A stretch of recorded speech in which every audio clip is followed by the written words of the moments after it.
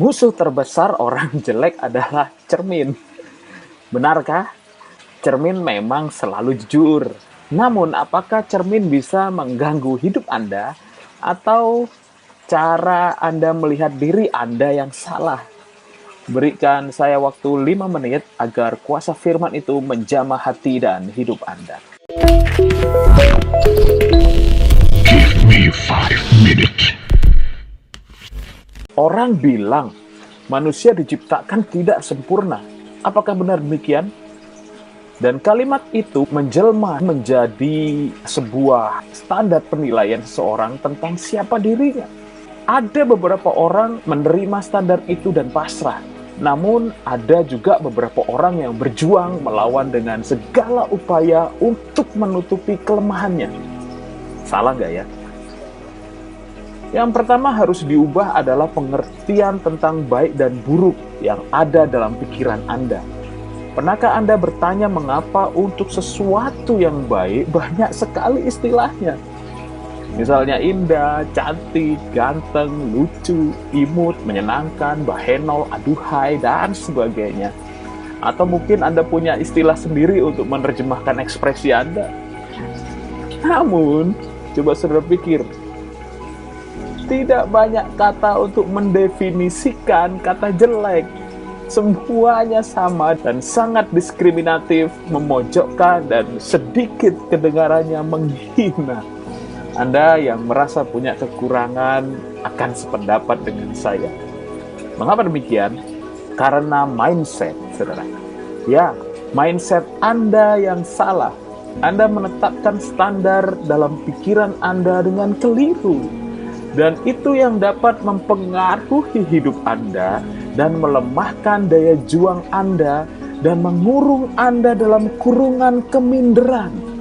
Bahaya itu, saudaraku. Itu bisa membuat hidup Anda gak ada harapan. Jadi yang pertama yang harus kita ubah itu adalah sudut pandang. Bagaimana Anda melihat diri Anda tentunya berdasarkan bagaimana cara Tuhan melihat Anda. Mari kita baca firman Tuhan.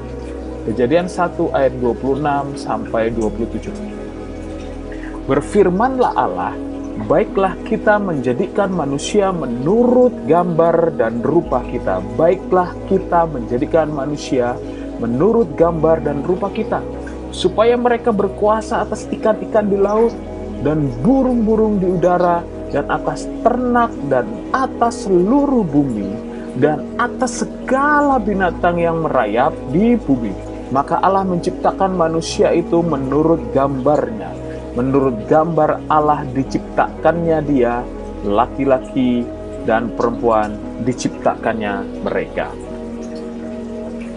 Mungkin Anda melihat dengan cara pandang Anda bahwa tidak ada satupun manusia diciptakan tanpa kekurangan. Betul tidak?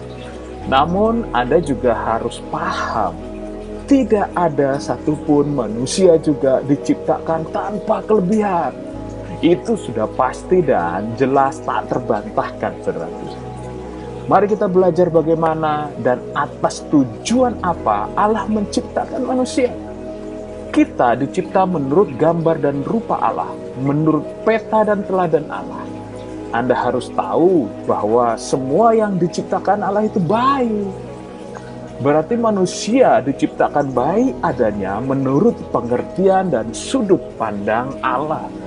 Jika Allah berpikiran demikian, masakan kita berani bertolak pemikiran? Saya tidak berani berkata sebaliknya. Masakan Allah mengatakan kita dicipta baik adanya, namun kita berkata saya jelek atau Anda jelek. Oleh sebab itu saya mengambil kesimpulan yang tentunya selaras dengan firman bahwa tidak ada seorang pun diciptakan tidak baik, semuanya baik. Dan Allah menciptakan kita menurut gambarnya dengan tujuan kita bisa berkuasa atas ciptaan yang lain. Saya ulangin, kita dapat berkuasa atas ciptaan yang lain. Itulah esensi penciptaan manusia.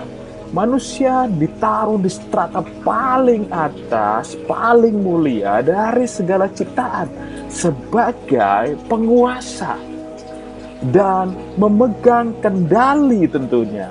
Dan tentu Allah mengharapkan dengan kendali manusia semuanya dapat berjalan dengan baik.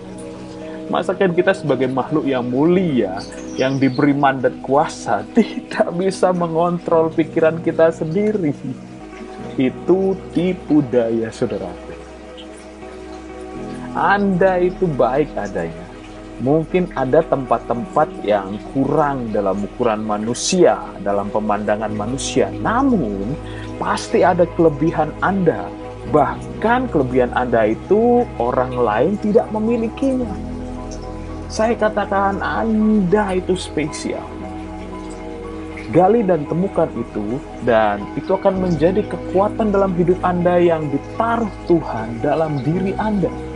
Ingat, jauhkan diri Anda dari pikiran-pikiran yang kurang baik dan merusak. Dan ketahuilah saudaraku, Anda berharga di mata Tuhan. Semoga firman Tuhan menerangi hati dan hidup Anda. Tuhan Yesus memberkati Anda.